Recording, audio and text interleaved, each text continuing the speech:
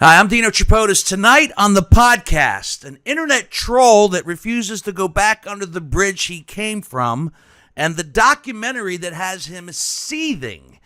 Our guest tonight is the filmmaker of Social Media Monster, Peter John Ross, and this, here we go, boys, is Whiskey Business.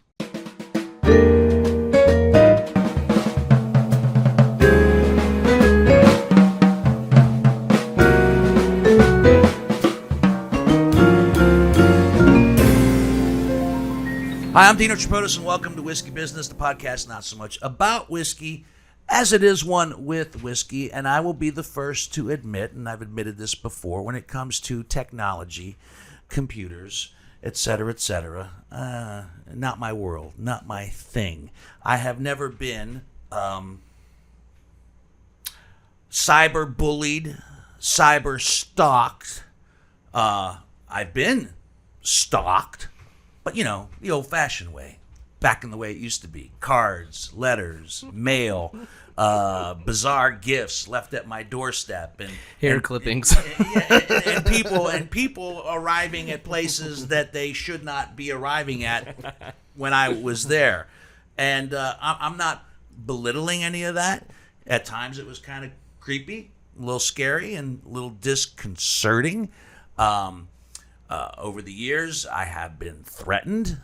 I've been shot at, I've been beaten. But then again, who hasn't? Right. Yeah. It's par for the course for the average whiskey business. And when it comes to the things on the internet, I because of my lack of knowledge, I don't really know what's out there about me. I know that there's some things that are out there that are true, and I know there's a lot of things that are not true. I'll give you a perfect example. If you gentlemen were to look up my net worth right now, you would see that Dino Tripodis' net worth is somewhere between $1 million on one site and $17 million on another site, right? Shit. Yeah, thank you very much. There you go. I need to hang out more. I have So 100. clearly you split the difference. You're right in there about like 11 million, right? No, I have $126 in my bank account until Friday, and a 401k that was wiped out by the pandemic. So, He's not lying. not everything on the internet is true, but when it starts to actually demean a person and deface a person and sully the reputation of a person, then it gets serious. And that's kind of where we're going with tonight. Our guest is filmmaker, independent filmmaker Peter John Ross. Good evening, sir. Hello. Nice to have you, and congratulations Thanks. on Social Media Monster, a documentary about the topic we're going to discuss this evening that has been gathering awards and accolades from, I've lost track how many film festivals at this point. Official selection at 39. Yes. Won 13 awards and 13 finalists. But who's counting? Okay. Yeah, but who's counting? Yeah, a filmmaker counts. That's what it does. Yeah. The reason I count is to remind my mother, who doesn't think it's enough. It doesn't think. We're going to dig into the documentary Social Media Monster, and the monster being a gentleman who we're just going to refer to as Matthew, Correct. or Matt this evening. We'll dig into that. But one of my favorite, speaking of your mother, I was going to bring it up later, but since you bring it up now, that's probably one of my most enjoyable, quick little moments in the documentary when you talk about your Emmy nominations, and your mother says, A nomination is not a win. And guess what? It gets better. The documentary got 2 Emmy nominations. And she was quick to remind me, but it didn't win, did it? Didn't win, did it? I avoided my mom for 2.5 weeks after the Emmy ceremony. My mother is the exact same way. Yeah. She, what are you doing? We're working on the script tonight. Oh, you and your scripts. And your movies. You and your movies and your scripts. Until, and I say this for both of our mothers, until one of those movies or scripts winds up by some miracle of miracles becoming a huge success, and then, well, that's my son the filmmaker, my son the writer, my son the whatever the case might be. We will dig into Social Media Monster and everything that this film is about and how it all came to be, because, like I said, not only have you made a documentary about an individual and how he affected a whole town, but it also affected you personally. And we're going to dig into that a little bit because I find it to be fascinating and also extremely disconcerting. But first, a little bit of business. Before you start rattling off things, Hansberry, want to thank Coyote Peterson. All right, Coyote. From Brave Wilderness. He followed through. He said he would send us a bottle. There it is. And he sent us a bottle of Jesse James bourbon. This is a really reasonably priced bourbon and surprisingly smooth. It runs between $19.99 and $22.99 a bottle. He likes it, and he thought that we would like it, and it has not been on the podcast yet. That's right. It's only 80 proof. We only say 80 proof. Remember when 80 proof was like, oh, 80 proof? You know? That's right. Now 80 proof is like drinking lemonade on this podcast. It's a mixer for Yeah, other it's, alcohol. It's 80 proof, and it's I had a little taste of it earlier. I don't know if you guys have sampled Not this yet. yet or It's not. very nice. It's surprisingly smooth. It's got a little hint of cinnamon in it, and I think it's good sipping No whiskey burn. for the price. No burn. And it tastes really good. Not much of a nose, but I think for everyday drinking, you could definitely put that on your shelf with no pause or hesitation. Yep. It comes from Jesse James Dupree. For those of you who are fans of the band Jackal, Jesse James Dupree, and also he produces True TV's Full Throttle Saloon, which is I've heard of that. you've heard that's about running the largest biker bar in Sturgis. And it's Awesome. Yeah, right? So there's got to be a few stories. Yo, for sure. There. So maybe, if that's the bourbon, the main bourbon at Full Throttle Saloon, 80 proof, bikers, Sturgis, probably enough. Yeah, I drink that. Before it's all said and done. I'd get that tattooed on my back. You would? It's a big Like eagle. your lower back? First right there? taste freedom. And Like a tramp stamp, and there might be a little bit of serendipity here, Ross, because Jesse James, St. Joe, Missouri, right? That's one of in the opening first 3 wow. minutes. It Right? says something about. That's amazing. So remind us what it love- was because I forget exactly what it was. Jesse James is from St. Joe's. No, he died there. he died He was there. killed there. All right, so And Eminem was born there. That's it. That's right. a little bit of serendipity involved between our guest bottle this evening. Our bottle 206, by the way, I believe. Yeah, St. Joe is. We'll get into it. Is where most of this documentary takes place. that we're talking about So, today. quick little bit of business, Hansberry. Also, I want to mention by the time this particular podcast drops, the Columbus Podcast Awards will be said and done. And we want. I don't know, as of this little conversation, don't know if we're going to win anything or not. Can we go three? Can we go three? I don't know. If we win, thank you, and if we don't, thank you for nominating us and keeping us in the mix. So we'll see how that all turns out. Rock and roll. All right, the other stuff. Yeah, real so quick. follow us on social media, but do not stalk us. Facebook, Instagram, Twitter, YouTube, Whiskey Business with Dino Tripodis. You can get a notification once you click that little bell icon down here. And hit subscribe right here, and you will get updates whenever we have something new. Of course, it's unedited, so a lot of times I'll crop up, all my mess ups and try to just tidy it up a little bit on the audio Not me. podcast. I'm too lazy. Yeah. AKA unedited. We spin it like Yeah, it's, we this spin is it, the yeah. raw, uncut version. This is what we AKA always say. We don't say that Whitney you're doesn't do lazy. We shit. say that you like to put out the full unadulterated product. Yeah, okay. So we'll go with that. we don't hide behind any curtains here at Whiskey Business. And if you are watching on YouTube, thank you. But you can also subscribe on your favorite podcasting app. We're on basically all of them, so find your favorite one. Rate, review us, especially if you're listening on Apple Podcasts, because that's one of the biggest ones. And when you rate and review us, it helps other people find us. Word of mouth. We appreciate you telling somebody about us. Also, thank you to Evergreen. Evergreen Podcast, our network up in Cleveland, who has an array of podcasts, both original and people like us who have partnered up with them. And then you'll find us later this season in the House of Dragons. No, that's not true. What? That's not true. House of That deal went Dragons. through? Yeah. Yeah, that's not true. No. Sure? Yeah, I'm positive, but I like that you kept the reference current. All right. Our guest is Peter John Ross, who you haven't known him as long as John and I have. No, known him. I just met him. We met about Just now. we met about Yeah, dude. 7 minutes ago. Known Ross a long time. It's been a great 7 minutes. Worked with Ross over the years on various projects. One of them being Frame Lines on WOSU. I was a host of that little program for a little bit. Very cool. Then my friend Johnny DiLoretto took over the reins.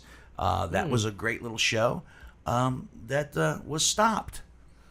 Why was it stopped, Ross? There's connectivity. Yeah, there's connectivity here. There is connectivity here, and these are all streams that are going to flow into the one river, which is Social Media Monster. Your documentary. We did about 6 seasons of Frame Lines on WSU, but also through the Ohio channel, which was kind of the .2 channel of every PBS in the state of Ohio. And it was going great until this guy from the internet that had a real beef with me wrote an article accusing me of being obsessed with pedophilia, sent the article to the Ohio channel saying, it's like, look, you have a guy on there that's obsessed with pedophilia. I'm going to alert all the media and run a social media campaign saying you support pedophilia. And so I got a call from the Ohio channel saying, yeah, it's just not worth it to us. We know you're not. We just don't want to deal with him anymore. Right. And they canceled it. And that seems to be And the that's way where things go. And that's where I had my 4 Emmy nominations were from educational content from that show about filmmaking. Mm-hmm. But that seems to be the MO of this gentleman that we are calling Matthew, and he puts his poison out there, and people do one of two things: they either choose to defend it or abandon projects, much like Frame Lines. So let's talk about how this whole relationship started, because the documentary wasn't something that happened immediately. When this first started, how did you first come across this? We call them trolls. Yeah, and I don't even know if internet troll in this one case is the actual apt title for him. But what would be then? Oh, I don't. He's unique. Okay. But basically, in late May, early June of 2012, I was I was posting on this film forum called indietalk.com. I started there 22 years ago as a new filmmaker looking for help.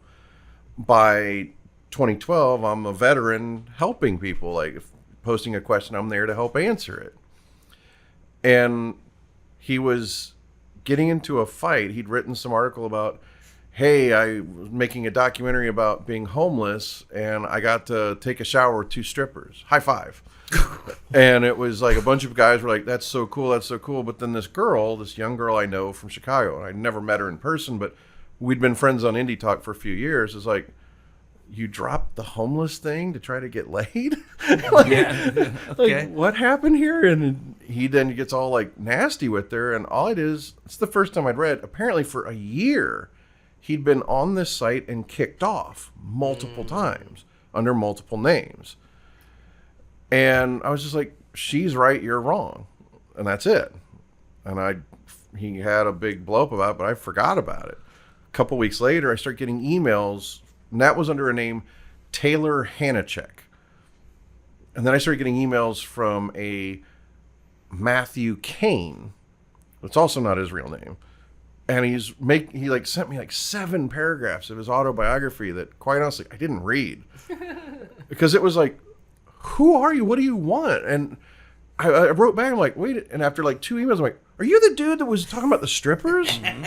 Because he was talking about suing the website and wanted to get allies in the lawsuit. I'm like, so he was actually coming to you as an ally initially? He wanted me to team up with him because he had all this funding to create a newer and better site.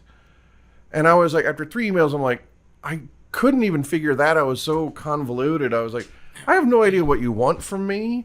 I don't know what you're trying to say, and I have no interest. Stop emailing me. And then I got 9 emails in a row. Am I allowed to curse? Yeah. Oh, yeah. I got 9 emails in a row that just said, fat fuck.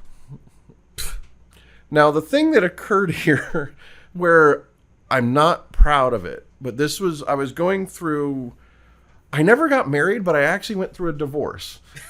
We were together for 10 and a half years. I remember. We had property, we had a condo, we had pets, we had stuff together. I remember. And it's like, we had to have lawyers involved in the breakup. So you got divorced without ever getting married. Well done, sir. Yeah, You know, a lot of people have to go through everything else There you in go, order sir. to do that. You That's where- skipped a few steps. this will be worth triggering the gout. It's funny. I'm like, boy, that whiskey tastes suddenly very familiar after Yeah, we're it really announcing does. the story. No, but what happened was on the final day when she picked up the last of her stuff and picked up her cat and took her cat with her, I went downstairs to that computer and I'm like, well, somebody has to be the recipient of all my anger right now. Why not the guy that just sent me 9 emails calling me a fat fuck? Oh, wow. And so, again, I'm not going to paint this like, oh, I'm some innocent victim that did nothing wrong. It's like, oh, hell no. I was like, let's do this. And I read that 7-paragraph bio, and I was like, you're claiming your dad beat you? Well, he didn't beat you hard enough because you sure shit didn't learn your lesson.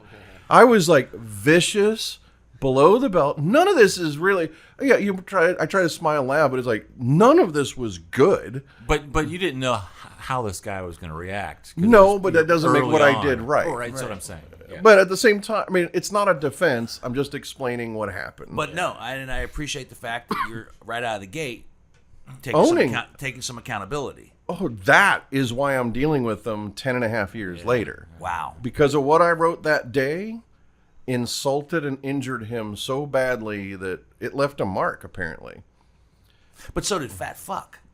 It didn't leave a mark. Didn't leave a mark? No, I gained it all back. No, I'm saying at the time, did it leave a mark? I mean, or No. what were you channeling? Was it? No, here's the funny thing It was about the that. relationship that triggered the It was the purely, angst it was like purely misdirected anger at losing a cat. wow. It wasn't even about the relationship ending. It wasn't. It's like this cat that I've loved for 10 years is gone. This beautiful kitten Not even that the I'll woman, never the cat. see again. And it was the cat. I miss her to this day. She passed away. I'm sorry. Cosette, rest in peace. I'm with you. But no, so it was that. It was really the fact that it's like I'm never gonna see this cat Cosette again. I've just spent 10 years with this little beautiful kitten. I was a dog guy my whole life, and this ex-girlfriend and her 2 cats converted me. I still have 2 cats right now of my own. One of which I got at the end of that relationship, Yeah. and Now you make a lot of posts about your cats. I do. I do. You do. I don't have a problem with it. No, I don't. Judge me all you want. I'm not judging you. My daughter's a huge cat lover. Every time she visits, she brings 2 of them with her. No, you love your cats. So I don't get it. I don't have kids. This is as close as I'm ever going to get. My mom has accepted that. No grandchildren, but she gets cat stories. Okay. She's accepted the substitute. She has So grand kittens. She has grand kittens, and she's highly allergic. So she likes the videos, never wants to see them. That's funny. But anyway, so what happened was I was pretty vicious, and I was thinking, why would anybody come back and want more of this? And he came back and wanted more, and more and more and more. And it just reached. I didn't really keep chatting, and then I just kind of like let it go. And I ended up blocking him and setting it to a spam folder. And then the weirdest thing started happening. This is summer of 2012. By the end of summer and into the fall, I start getting contacted at least once a week by complete strangers going, it's like, have you ever heard of this guy, Matthew? And I'm like, yeah. And they're like, well, he's been harassing me on okcupid.com, the dating site, or on YouTube comments, or Facebook, or what, it just kept going. And I'm like, well, why are you contacting me? He's like, because he keeps talking about you. I'm like, what? Wow. He would not stop talking about me. Like, he had tweets about me, or he mentions me to people, and then they reach out to me, and that continues to this day, exponentially because of the documentary. So you go from being a potential ally to #1 adversary. He definitely sees a Batman Joker thing going on here, but I think he's got the roles reversed in his head. In the documentary, there's a part where there's a news outlet. They say because of this dude, we had to do active trainer shooting. Active shooter training, Active shooter training. Thank you. That. But now it makes sense because if you're starting to get those emails, that's the first thing that pops to your head. Even 10 years ago, especially. I mean, now even for sure. It's way worse now than it was then in every way, meaning societally, Right. it's worse. Keep in mind, so the continuation of the story is very basic, which is, so I had him blocked and didn't say anything, and then there's some girl that ran a website. Her name was Isla Ryan, ran a website where she blogged, and she started making every other blog about her experience with him. She got a hold of me. I would reply to her blogs a little bit, and when I heard her full story, I was like, whoa, this isn't as funny as it used to be. This guy could be severely mentally ill. But then I just forgot about it. And it went like a full year, almost a year and a half, like 14 to 16 months of no contact. And then suddenly I'm getting emails and phone calls from the Ohio channel going, hey, do you know this Matthew guy? He's contacting us. I'm like, what? I was like, yeah, send me the emails. They sent me the emails, and it went from, I'm originally from Akron, Ohio, which he is, and I've got this documentary I want to get on your channel. And they're like, well, we're Columbus based. Get it on PBS in Akron, which would be WNEO. Get it on that channel, then we can talk. And he's like, well, you're already playing this Peter John Ross's show, Frame Lines, and he's a piece of shit, so why aren't you just going to play it? And they're like, That's how it started? Yeah. Just calling you a piece of shit? Immediately, he went from seemed like a fairly professional introduction, trying to get his documentary on. And the moment he had the slightest bump in the road, he immediately goes, he's a piece of shit and a liar, and look what he's doing to me. And they're like, what is going, what does this have to do with us? Nothing. And so I told him to just block him. And every time you block him, what he does is he then creates an all-new Gmail account. As soon as he gets the sense that you're not paying attention to him, all new Gmail comes out, usually with variations of his real name. It'll be last name first, then first name, or first name, then period, then first name, period, middle initial, period, last. I've documented, I think its last count was 113. 113 emails. I'm weirdly envious of his tenacity because that sounds exhausting. His You work can't ethic even is keep just your crazy. once password straight. I couldn't get into my computer at work this morning. And it's my name. It's my name.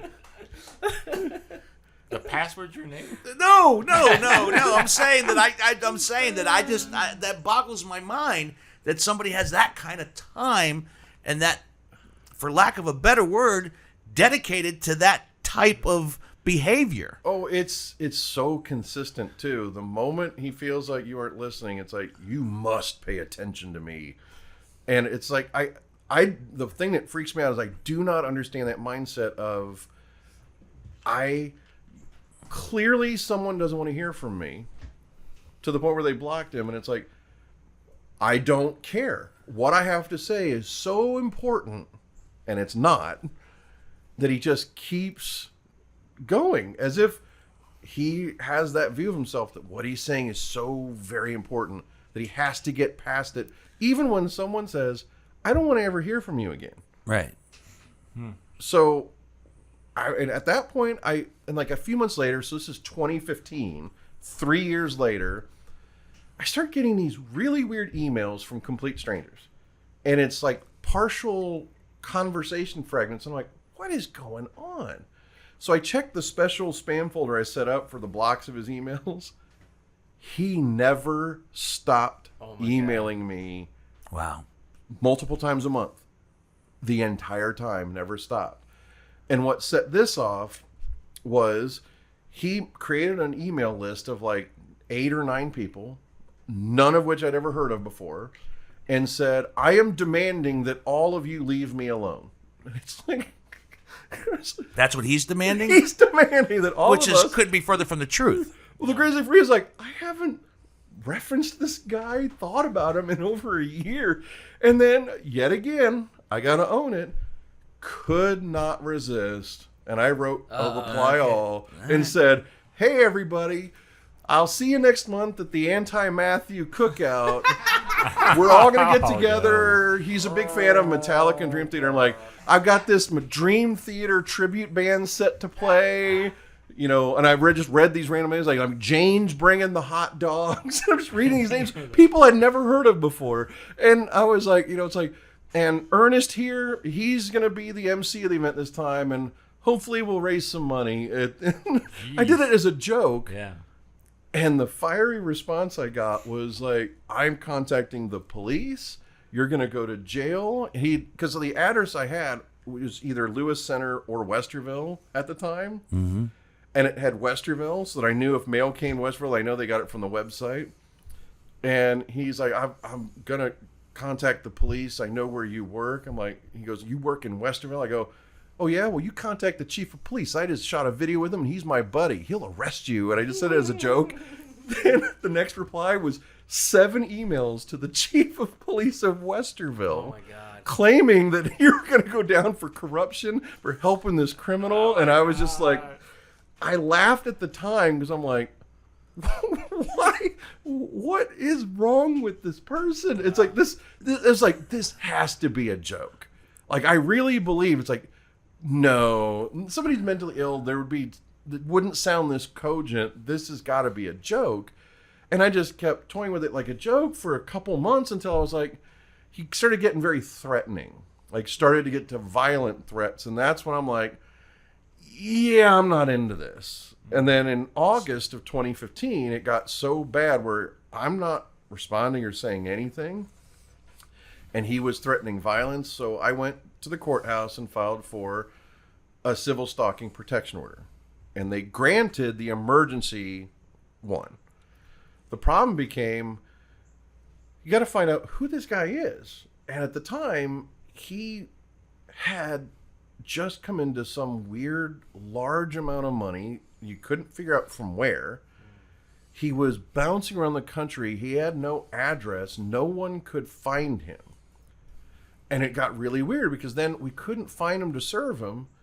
And here's one of the most fascinating things. He hired, finally, after 3 months of not being able to find him, serve him, they're on the verge of throwing it out. And I'm like, give me one more month to try. And I go, I'm going to post it on Facebook where I know he looks. And I posted the civil stalking protection order. And that was like a grenade with the pin pulled. Yeah. He went nuts. And then he spent $10,000 cash on a criminal attorney to represent him the next month. And he showed up and he's got an attorney. And I'll remember before the hearing, the attorney goes, can we go into the side room and talk for a minute? I'm like, sure. Now wait, he shows up at the... No, the attorney shows up at the hearing. This guy didn't Not show him, up. no. So you never met him before, ever? I have never met the guy. There's not been a Still to this day, I've never face-to-face. met him in person, thankfully. And so what happened was the attorney is like, you know, I tell him, I'm like, you have no idea who and what your client is. He's like, yeah. We go into the hearing, we talk, and he suggests we're going to try to work this out. We come up with an agreement. He'll accept service. And the thing is, the attorney can no longer accept service on behalf of their client. There's been some issues with that, so that's no longer something they can do. What is He's like, service? What is that? Service is when you file any kind of legal, like a lawsuit or anything like that. Service is you have to have a process server. It's like, here's your court paperwork. You've been served. I got you. Okay. That's called personal service. Okay. So in the case of a civil stalking protection order, it's this weird hybrid of it's in civil court with criminal liability. So it's its own unique thing. They used to call them restraining orders. They call them a CSPO or civil stalking protection order in Ohio. Okay. So it's weird because you have to be served by a person. Usually a sheriff has to do it, but you can hire your own process server. Mm-hmm. They don't tell you that you can hire your own process server. I've done that. It's not fun work, is it? Huh? It's not no, fun no. work. Sometimes I had to get very, very creative over the years. Is that what you see like in the movies? They have like their pizza delivery guy outfit on. Guess what? That's illegal in some states. Oh, to is it? misrepresent what you're doing. what you're doing, yeah. Can negate it, as I found out through this. So it's all, in some movies it's real, some movies it's made up. Depends on the state. It depends on the state, but yeah. So the funny thing is he's like, I'll get him to accept service. We will go with the temporary restraining order for 3 months, and as long as nobody on either side violates it, we'll let it go so it's not on his permanent record. We all agree to this. Everything's good. The next day I get a phone call from, or it was about 3 days later, I get a phone call from his attorney going, it's like, you know, when he goes, I represent drug dealers and murderers. That's what I do for a living. He goes, I have never dealt with anything like this before in my entire career. He goes, when you said I had no idea, he goes, every client says something like that to me. I had no idea that you were going to be right. And the thing is, like, we had conversations, but he could never violate attorney-client privilege, and he never did, never even came close. But he was like, the most he could say is like, he goes, I can't wait for this to be over because my admin is in tears every time he calls. Wow. She's crying when he calls because he's just so brutal and weird and just needy. And it was like, and so he had the greatest plan. He did this thing to where he was like, he took the $10,000 of retainer and then he did what he legally can. It's like every phone call, email, and text is billable. He blew through it in less than, I think, 5 days, 4.5 days. Wouldn't take long. The 10 grand was gone. And then, of course, he was then fired. It's kind of like, well, yeah, fire me because you can't afford me anymore. Right. But yeah, fire me all you want. He was glad to be rid of it. And I'm sure that's how he posted it, that I posted it that fired he my fired attorney. Yeah. The things that I've read, the things that I've seen about him, he does a very, very good job of representing himself in a very misleading way. but convincing way. It's all about confidence. Right. He says it with such confidence. Yes, he does. And the greatest thing is, on the surface, if you never look past the surface, because here's the thing, one of the things he always says is, I have the proof. I have the evidence. Mm-hmm. And then it never shows up. Never shows up. Never shows up. But he says it with a degree of confidence and that authority. He can see doubt. Yeah. One of my co-producers says that he exists in that sliver of doubt. That's how he exists, is in that sliver of doubt. Because when he makes a threat, there's that sliver of doubt that he might do it.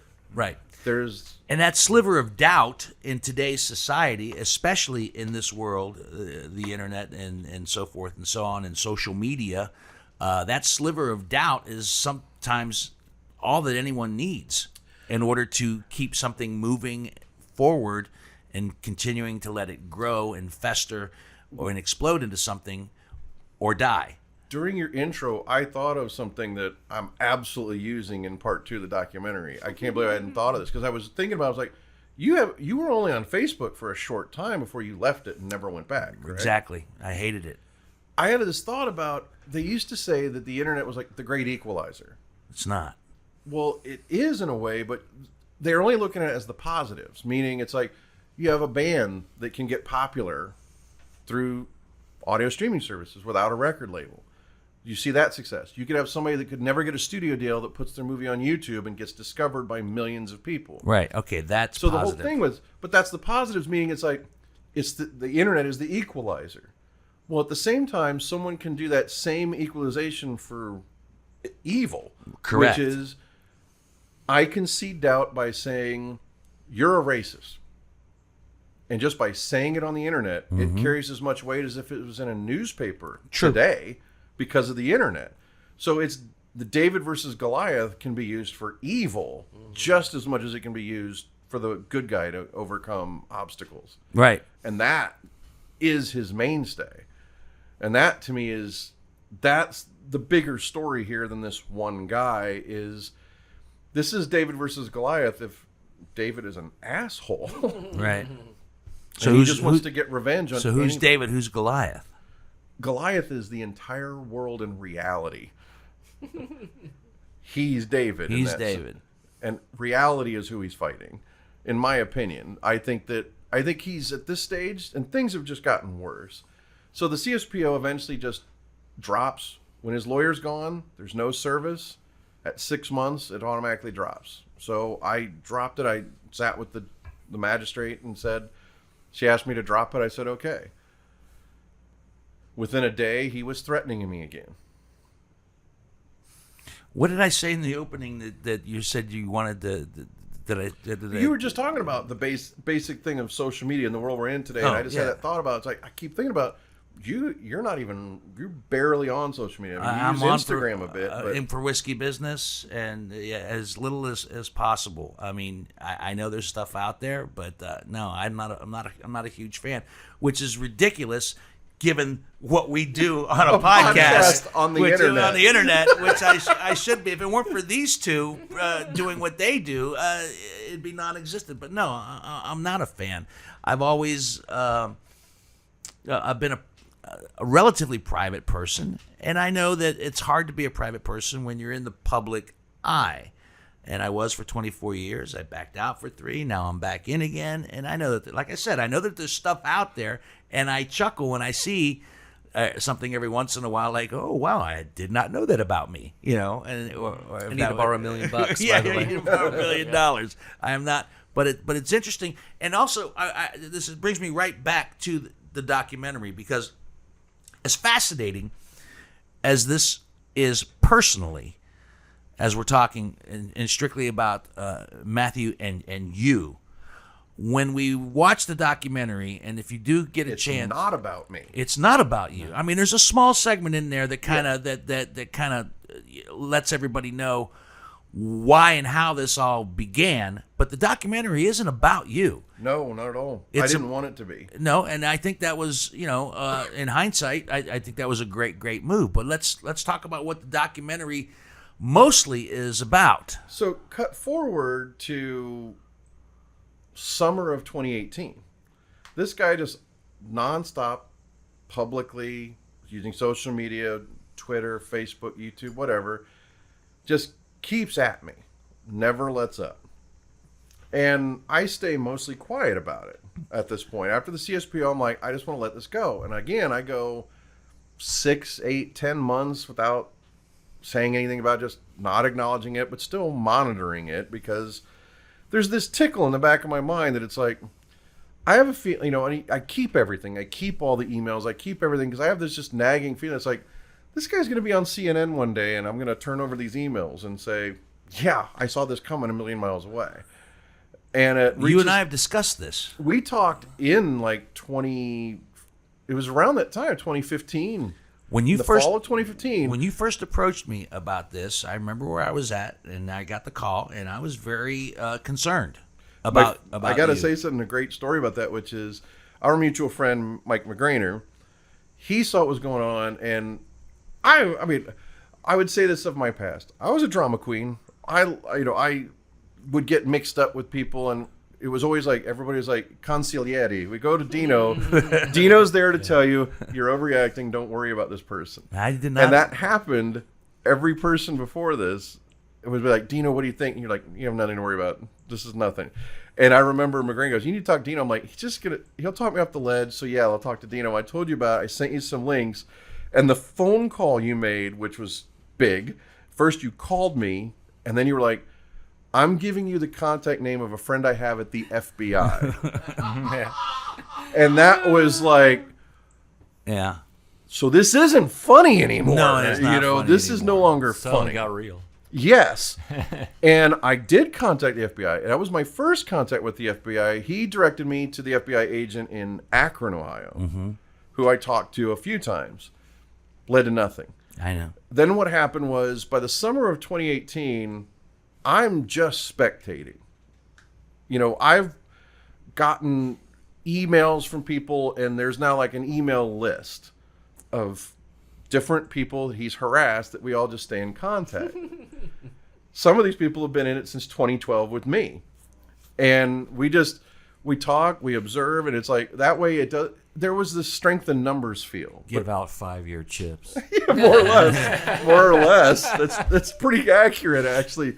That metaphor kicks in later in a very big way, which is, so what happened was in 2018, the summer, first I saw he has this big brouhaha in Des Moines, Iowa, with a bar fight. It was just a simple bar fight.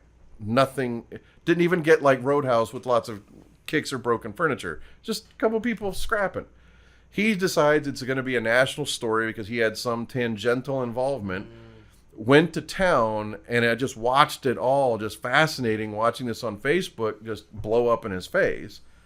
And then 3 weeks later, he moves to this place, St. Joseph, Missouri, which at the time, I'd never heard of St. Joseph, Missouri.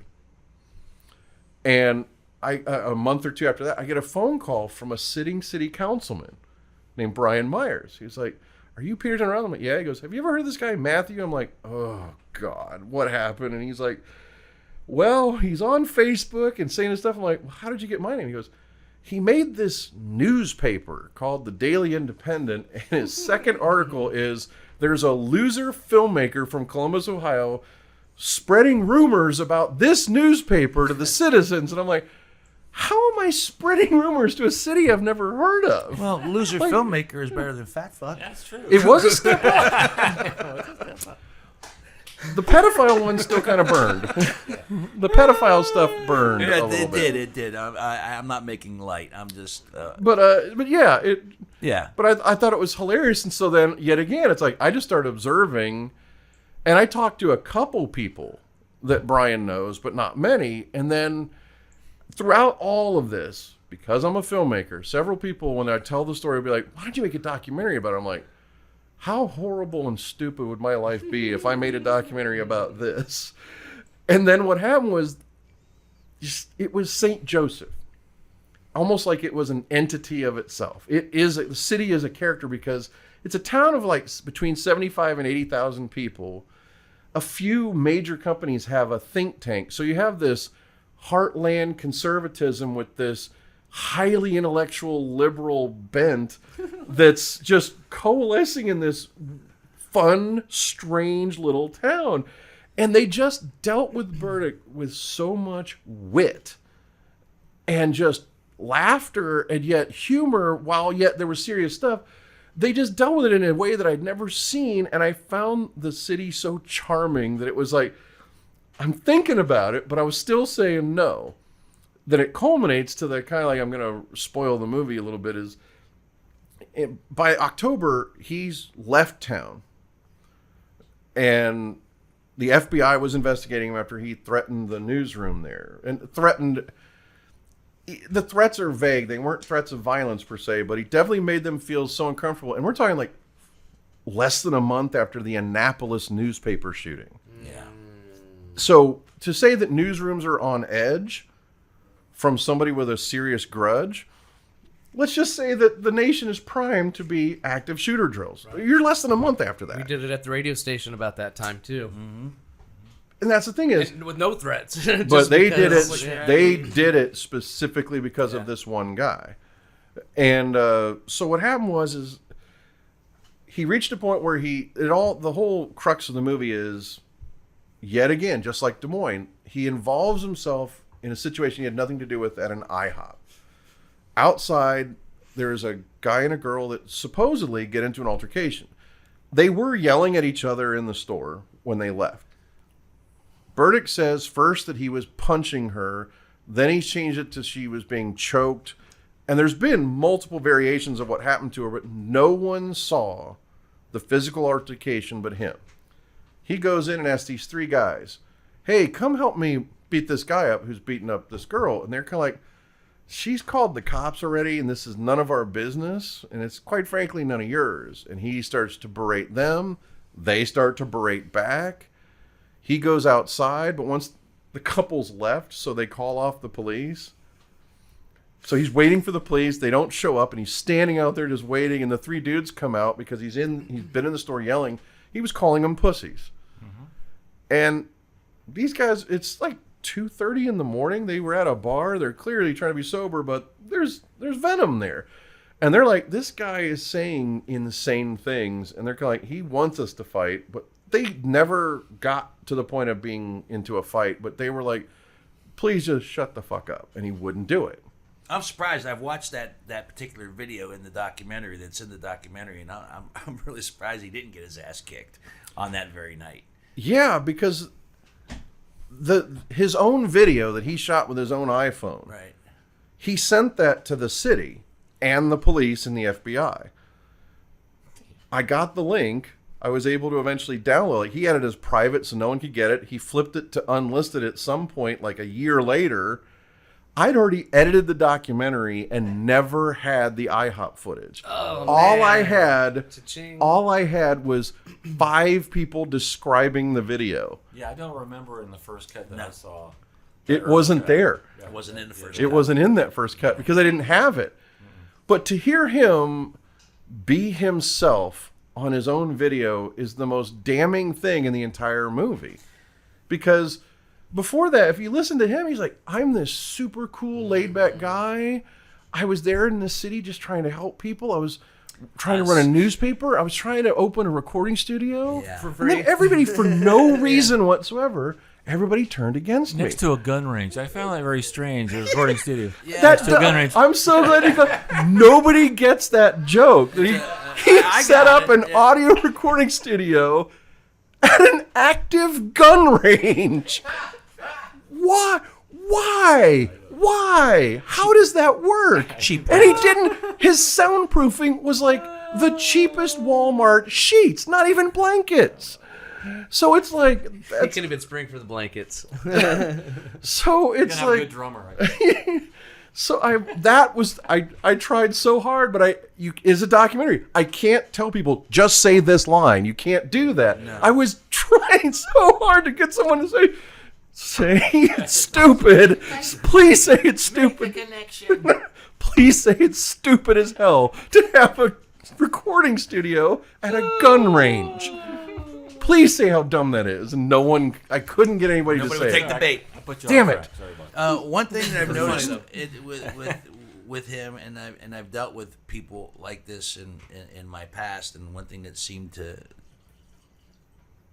to be prominent, and I've seen this in other behaviors, he definitely has a hero complex of sorts. Oh, without a doubt. Without that. But it's so bizarre that he wants to be the hero so badly. And it coexists with the ultimate victim complex. Exactly. How do those two opposites reconcile? I think they don't, which is why he's what so they- angry. What they, in my experience, is that they don't always reconcile so much as they actually go up against each other, and then in the aftermath of those two entities combining is when bad shit really starts to happen, which is why I've always kept a vague interest and concern about this, because it's a tick tock. But here's the thing. So what this happened guy. next was he starts contacting the city and the police and the newspaper. Everybody looks into it and finds his story's not really holding water. And then they reaches the point where he says, I'm absolutely going to sue all of you. And then they were finally like, thank God, then you can't contact us, have your attorney contact us. And they start ignoring him. So after like 6 weeks, he goes through that cycle of all the new email addresses, trying to get through to people, won't stop emailing them. And then he finally is so desperate for attention, he sends an email to the city officials, the police, the media, the local FBI that had already visited him, me, for some unknown reason. I'm BCC'd on this, and he says, I'm going to commit. And he also included in the media, he included one website that sticks out as a sore thumb, which is scumbagged.com. Doesn't fit with the New York Times, No. the LA Times, and the other people he included. Scumbag.com doesn't. Which one of these doesn't belong? I'd say it's that one. That one in my name. So it's like he sends an email saying, if you guys are going to keep ignoring me, I'm going to commit an act of terrorism at a nuclear facility. And I didn't see this at first, but Scumbag saw it right away and wrote back to him and said, are you serious? Is this a joke? Is this not funny? He goes, not only am I serious, and they're like, look, if you're serious, we're going to write about this on our site right now. He goes, if you expose me, I'm going to head to the North Perry nuclear power plant right now, and you're in the blast radius. Because Scumbag does run out of Akron, Ohio, which is where he's from. So Scumbag gets on the phone to the police in North Perry. This woman that I know that was a private detective, she saw the article, starts contacting people. She's the one who called me. This PI in Akron is like, hey, did you see this? I'm like, no, I'm watching a movie. What's going on? And she's like, I start reading this stuff, and I'm like, holy cow. Whoa, he has never said. He's gone far before. That one But steps that- out of the boundaries. That one went way beyond anything I'd seen before. That's breaking the law. Is that the first time he's No, No? he's broken the law. Threatening anybody. His Fair enough. most frequent one that he's used with multiple people is, I'm going to bash your skull in with a baseball All right, bat. okay. Technically, That's that a is criminal illegal. offense. Got That's it. a misdemeanor criminal Right, offense. right. This would be a felony, and a federal felony at that. And yet, So what happened Yeah. was, the North Perry cops, the PI in Akron, able to take from a photo at such a weird angle that no one could read it. She got his plate number, sent it to the North Perry police, put out an APB. They checked highway cameras, and they found he had just gotten into Pennsylvania.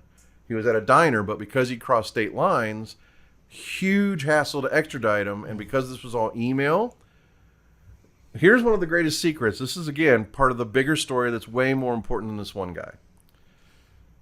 Google views themselves like a gun company. They have no responsibility with what people do with their tools.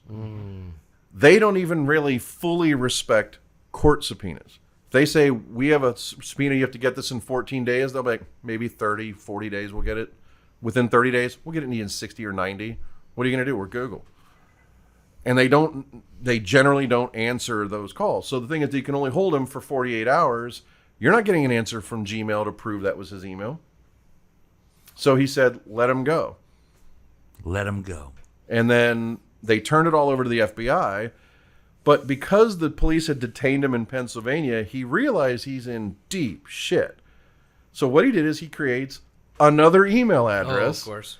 that magically has the identical email list to this email that he claims he didn't send, and goes, oh my God, and he doesn't BCC me on this. So he goes, that Peter John Ross guy just hacked my email and sent a nuclear threat. You guys better go get him. Oh man. So 2 days later, I'm getting a phone call from the FBI going, when are you available for an interview? Yeah. Now, knowing what this is, and they said, well, I was like, are you in Columbus? Like, no, we're in the Cleveland office. I'm like, I'll come to you. Like, no, we can drive to you. I'm like, no, I don't mind coming up there because I'm going to stop at my favorite Marie's Pizza in Wadsworth on the way. It's always an excuse to stop by Marie's Pizza. Sure. John knows. I FBI forgot. pizza. John, I've been there. I've taken him there. I'm more of a Marion's guy, but okay. So the thing is, I remember we went to location scout, and I made us go like 40 minutes out of the way. It's like, are you sure this pizza's any good? You're that fast. I didn't care if anybody else liked it. I'm like, I want this. In the midst of such seriousness, I had to have. gotta get a pizza. I gotta get something out of Can't it. fight crime on a nifty Yeah, belly. right. You know. If I'm being arrested on a federal crime, I want to have one really good last meal. Yeah. Sorry, sir, about the stain on my shirt. But you knew going up. Oh, that you, I'm not. that How you- can you- I be in that- trouble for something I didn't do? Didn't do. Right, but right. it's amazing how he was able to flip it So the whole thing is and to get people to actually act on it. act on it. When you're trying to get people to act on him, he Flipped it. that's- But the thing is, though, the interview was not what you'd think. Is I go up there, and I think it's hilarious. He's like, I don't even know if he really talked to the FBI. All he has is that picture in the lobby. I'm like, have you ever tried to get into the lobby of the FBI office? I went through 3 layers of security to get to the atrium. And that's like, and I had to show photo ID at every step. It's like, Right. yeah, you can have a good time trying to get through that lobby at any FBI office. Yeah. So I get in there, they take me to an interrogation room, and the first question is, did you access his emails and send that email? I'm like, no. They're like, yeah, we know that. We pinged his cell phone. We know the towers. We know every tower of every email. We know the IP address. We have the device ID. We know all of that. We know you didn't. So at and this the rest point- of the time was talking about him, and what they let out, what little information they could tell me was, at the time, there were already 12 different FBI offices investigating him for different complaints. 12 different regional FBI offices. All right. When we say investigating him, how They'd received complaints. This is my rub, if you will. When you say investigating him, I mean how serious I'm not privy to that. were they investigating? Here's the thing. This is one of the things they told me. They said half the office, because they had a weekly conference call with all those offices. And they said half the people feel that he is beneath the FBI Right. and not worth investigating. Right. and they're like, well, we are now in charge and we disagree. And then they told me, they're very prescient. They told me, don't get your hopes up. Yeah. We're going to do an investigation. We will be thorough. We will then have approximately 3 minutes to pitch the case to the United States Attorney for prosecution. If he feels like there's one woman in her 80s that doesn't fully understand how the internet works and he's going to walk, he'll say pass. 6 months later, I was told the United States Attorney passed on prosecuting it because he was worried one 80-year-old woman on the jury might not understand how the internet works. I can't tell you the amount of times in past experiences where I ran across like, you need to, and it wasn't enough. But in my heart, in my soul, in my head, I'm like, you're fucking up, because this is gonna be bad. I honestly think this guy. The reason is so where things go from there. So that's the reason I'm even in the documentary at all. I felt, because here's what happened after that. So that was the late fall of 2018. In February 2019, a bunch of the people that had worked at the news station and other things, and they were friends with Brian, they had a band. And they decided, because Burdick never let up on St. Joseph. He'd been moved away for months. Would not stop harassing people, writing articles on his quote-unquote newspaper, which is just a WordPress blog. Mm-hmm. And it's called the Daily Independent, but he would write one story every 3 or 4 weeks, and it was usually, the fire chief is harassing the editor of this newspaper, or this couple who work with the Boy Scouts is the cyber harassers of the week. This isn't news. He's always going after. Aggrieved. So the thing is this band found it was getting to the point of such ludicrousness. They're like, well, this guy, Matt, has kids. He's got all this money, but apparently doesn't give any to his kids. Like, we're going to put on a benefit concert for his kids. That's funny. So Matthew has children. He has a son and a daughter. That's the extent of what I want to say about that. His kids are off limits. Okay.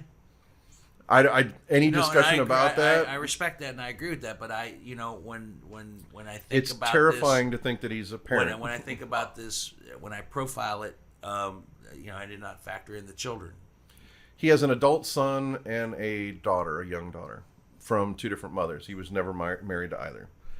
But that's the extent of that. I think that that's fine. Any other discussion about his kids, it's got nothing. It has no bearing on this story. story. They're not responsible for what he does, and they shouldn't have to carry that cross any more than just being related to him. But anyway, they decide to hold this benefit concert, and they're gonna give the money to his kids, and they get 2 other bands to sign up for this. And like I said, I've been so amused by this city of St. Joseph and how they've handled it. They announced the benefit concert, and that was worse than the nuclear threats. He starts threatening to show up with an assault rifle, that he's going to spray bullets on the band. And he starts making these things, and the strangest thing occurs. I should really be there and film this. Yeah, really. Yeah.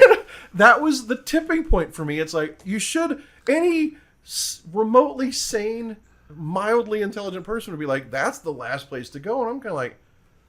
But explain your reasons, though. I mean, I don't know what my reasons were. Yes, you do. In your heart of hearts, I think you do know the reason why you said, I need to go and do this. This wasn't about, this is an opportunity for me as a filmmaker. Not at all. That never occurred to me. This is something else deep inside of you that raises up and says, I have to use my skills, my talents now to do something about this. There was something like that, but because it wasn't. You kind of laugh it off here a little bit. Why did I think you know why? The thing is I don't think I'm capable of putting into the words what did it. It was like the muse was a physical being pushing me. Okay. Physically shoving me. And I didn't know, I could say it more, I didn't know at the time. That's fair. That's the best way, is I'll explain why. That's fair. That would be the best way, is I didn't know then, but I definitely know now why I went. I didn't know. When I was packing up the gear, I kept thinking, it's like an 11-hour drive. And I'm like, I will accept why that. am I doing But you're this? driving to your tribe. But that's the thing. You're driving to It's your like a Grateful tribe. Dead concert. in a manner of speaking, that's more true than you realize. So what happens is I get there, And I've been talking on the phone like once a week with the city councilman, Brian Myers, who's like my brother from another mother. And he owns a bar that's also a used bookstore. I set foot in this right place. Up your alley, Dino. I set foot in this place and I was just like, I'm home. I was like, I've never felt more comfortable in a bar my entire life than just we see each other and just have this giant bear hug, laughing maniacally at what the hell am I doing here? And then what's funny is I'll sit there at the bar. He's like, let me serve a couple people. I bring up Facebook. He's doing a live video bitching about the concert. And we're like, oh my God, what is going on? So I go over, we set up for the concert. I film the concert. And then I had scheduled the week before when I decided to go, I reached out to all the main players of the story. Now I had this vantage point of, I was only involved with one or two people before this. But they got me in touch with all these others. And there's other people that didn't know me, like the manager of the IHOP. She didn't know anybody. The kid, Austin, who worked for his Daily Independent Journal for a few days, he didn't know anybody. So I'm reaching out to all these people. And I'm like, would you be willing to do an interview on camera? And they're like, for a documentary. And they're like, yes. And so I go, okay, let's schedule it Sunday. And I put on the producer hat. I'm like, okay, I'll have you come in at 9 a.m. You'll be in at 10:15. And I staggered out the interviews throughout the day. And because Brian's bar was closed on Sunday, so I have the bar for the whole day to shoot. I noticed you're doing some of it at a bar. I thought that was a good shot. Almost all of it was That's at the awesome. bar. And so it was like, it was because it was just me. I set up my lights, set up the boom mic. I didn't even have time to move the camera to get even a slightly different angle. And I'm not a cinematographer, so some of the shots really suck. But like the lighting is so bad. All right, let's not but pick. no. Let's not pick. Yeah, Let's not pick. they're fine. So we can cross that off the It's list, a John. documentary. But here's the thing is, I'm not saying like, I'm just being honest, but at the same time, it's like nobody cares because the content's so good.